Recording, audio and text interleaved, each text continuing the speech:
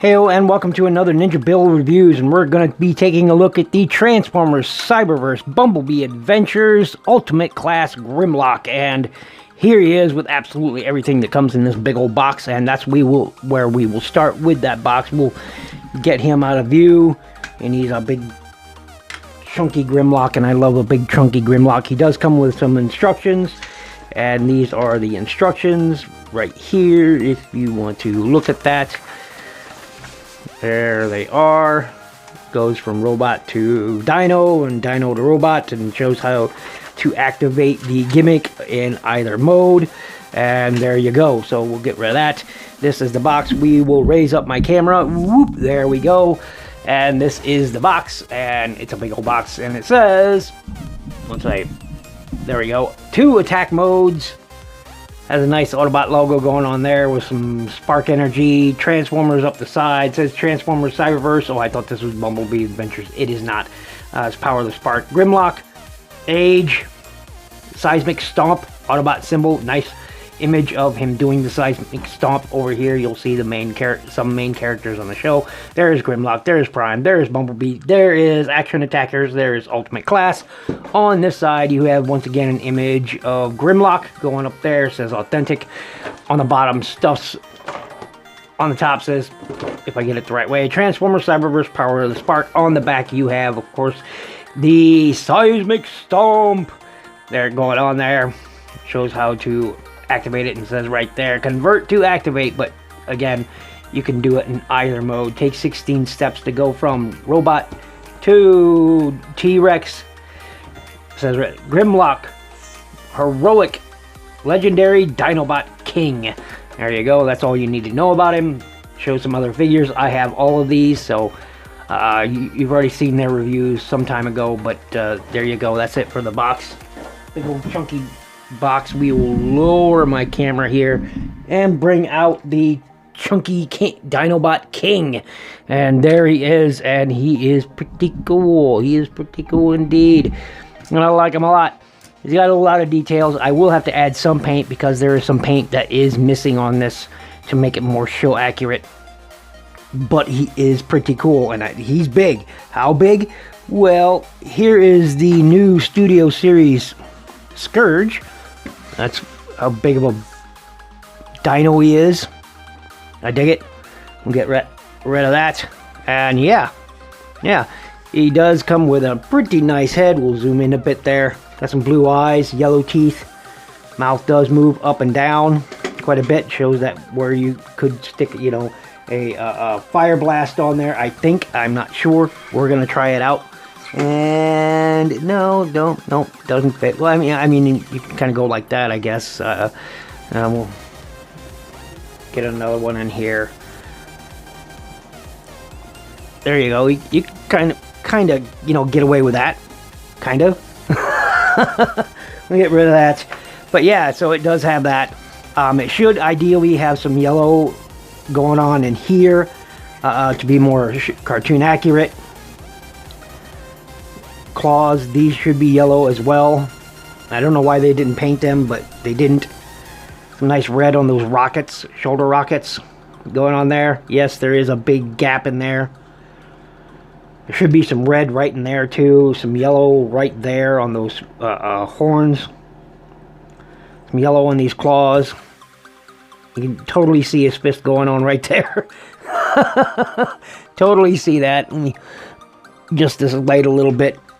Totally see this fist right there. Got the yellow horns there, but they didn't pick them out there. Rockets, again. Does have a swinging tail, which is pretty cool. So you can have it at many angles going on there. This will be the robot chest, so that's why it looks like that. That's the button for the gimmick. Or the other side, again, it should be yellow, it should be red in there. But otherwise, it's pretty decent. There he is from the bottom. Yes, again, that big old... It'd have been nice if there was an attachment to where you could, you know, cover all that up, because it is pretty visible from the front. And that is a thing, these do not tab in any way. So, or up here, that would have been nice too. This doesn't tab in at all, and that'd have been nice. So if you're moving the head around, you move that too. For articulation, again, these panels don't tab in. That would have been nice, but these are on ball joints, so you can move them around, you know, a little bit. Head has a single joint right here, so you can move that, but it does break the mold. But you can move it at any angle, and again, that mouth moves up and down. The legs will go all the way around like that. They will go out like that.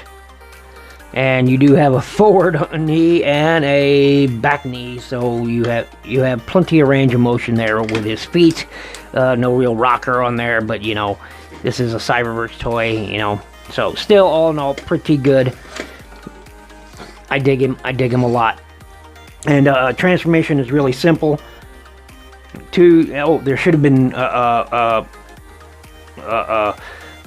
red ring or yellow right there. If you look at that molded detail, right there, there's an outer ring and an inner circle. That outer ring should be in yellow, and that inner ring should be red. So I may add that later.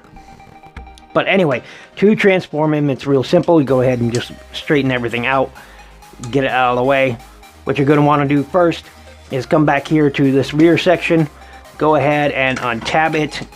What you do is to push. This part always is tough. Push forward and down at the same time, and it can get a bit frustrating. Because that tabs in. Because the way this tabs in is you have to tab it in, pull this back to those slots, and then slide back, and it can be a pain in the ass. As you can see that movement there, and you gotta slide it back and tab it in. And it can be a pain to get out because it tabs in very solidly. Very solidly. Very solidly. As you saw. Because now I'm having to... very solidly. This thing stays together except for that front half. So once you do that, then what you're going to want to do is go ahead and move these arms. I know this looks like a mess, kibbly mess. You're going to move this out, move those arms around like so, and leave it like that for the moment. Come down here to the feet, go ahead and split them, and I'm going to have to... everything tabs in really solidly on this figure, really solidly. There we go. Get this untabbed from up front so we can swing out those legs. And again, everything on mine tabs in really solidly. It's like ridiculously tight.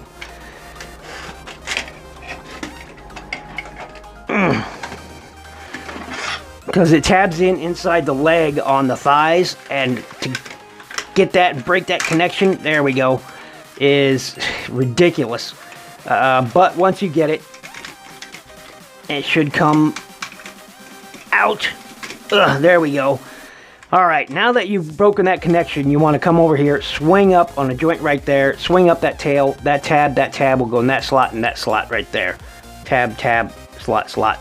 Swing that up, tab that in, do the same thing on this side, on that joint. Tab, tab, slot, slot. Go ahead and tab that in, like so.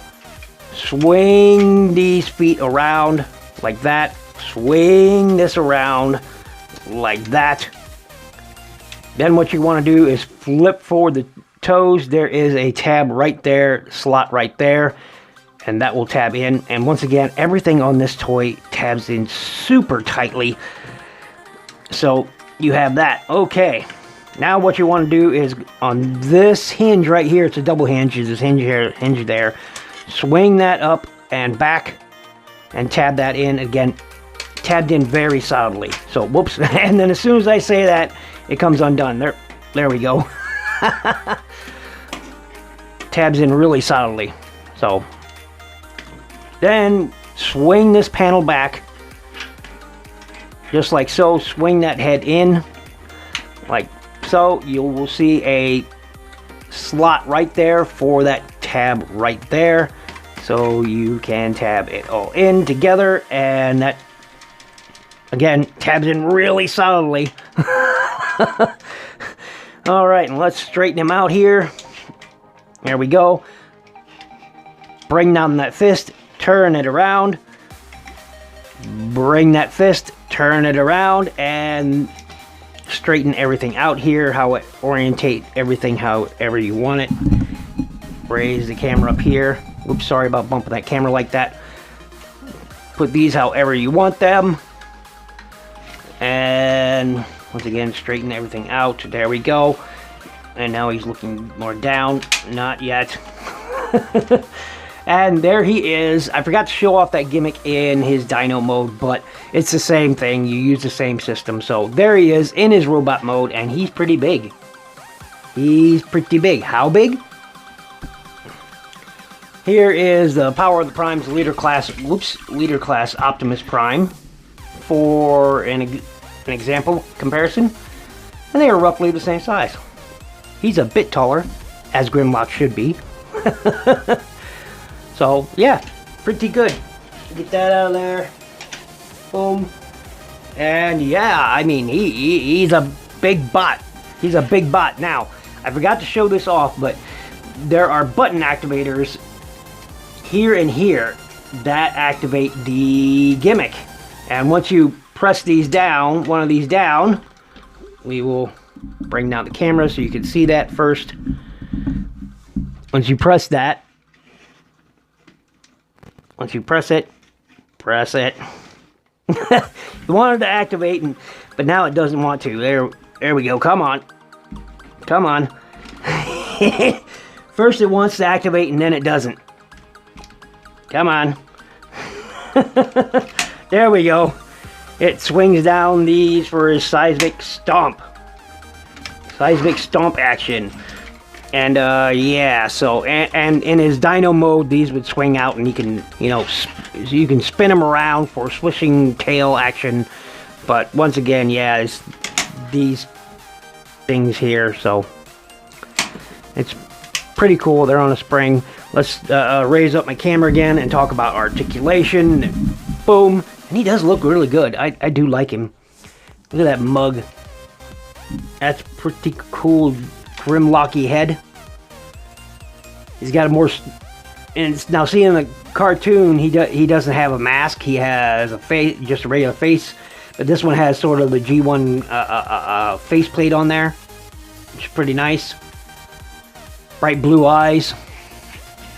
There's no light piping or battery or anything in there. It's just some nice metallic blue eyes, and I dig that. Lots of silver. Done pretty well too, not any real slop or anything on this, so I like that. Anyway, back to articulation. His arms will go all the way around. They will go out that far, and I love the detail right there. They didn't have to mold in any detail on this, but the problem is it's clear plastic. I don't much like that, but still, it feels solid. And that's just a joint on the mushroom peg and a joint up here at the arm. So, you got that range of motion joint there, upper joint there, and this mushroom peg right there. So you do get a good range of motion. Goes out that far. Does have a bicep swivel. Swing that out. Does have over 90 degrees of bend at the elbow. Nothing in the wrist except for that transformation joint. So, that's okay. Doesn't have a waist swivel. Legs will kick forward that far. Will kick back that far. And he does have over 90 degree bend at the waist. And that's a disc joint to give you that sort of a universal.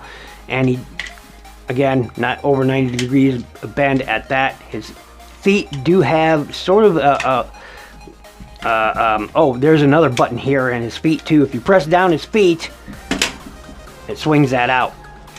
And on these right here are activation pegs as well, so but he doesn't really have any up or down or toe tilt or rocker or anything.